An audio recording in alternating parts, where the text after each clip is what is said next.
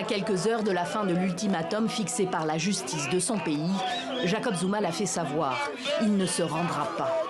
Il s'est d'abord adressé à ses partisans réunis par centaines devant sa résidence de Nkandla depuis plusieurs jours, avant de prendre la parole devant la presse.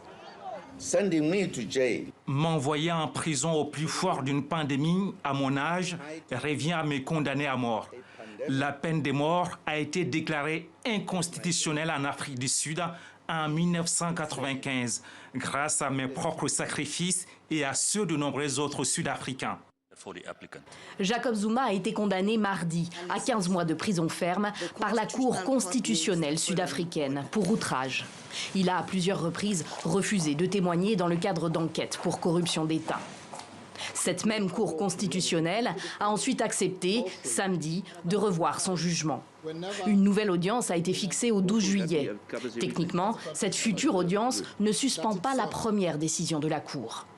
Jacob Zuma avait jusqu'à ce dimanche pour se rendre de lui-même aux autorités. Il a donc annoncé qu'il ne se constituerait pas prisonnier. Jusqu'au dernier moment, il a laissé ses partisans, son fils en tête, mettre la pression sur les autorités sud-africaines. Ils peuvent donner 15 mois de prison à Zuma. Ils peuvent donner 24 mois de prison à Zuma. Ils peuvent donner 100 mois de prison à Zuma. Il n'ira pas. Même une journée, même une minute. Ils devront me tuer avant de poser leurs mains sur lui. Les déboires judiciaires de celui que tout le monde appelle ici Ubaba, le père en zoulou, divisent son parti, l'ANC, au pouvoir. Plusieurs de ses représentants ont été envoyés à Nkandla pour tenter d'apaiser les tensions. Ces derniers jours, certains d'entre eux ont été reçus à la résidence de Jacob Zuma, connu pour avoir été rénové aux frais des contribuables pendant sa présidence. Montant des travaux, 20 millions d'euros.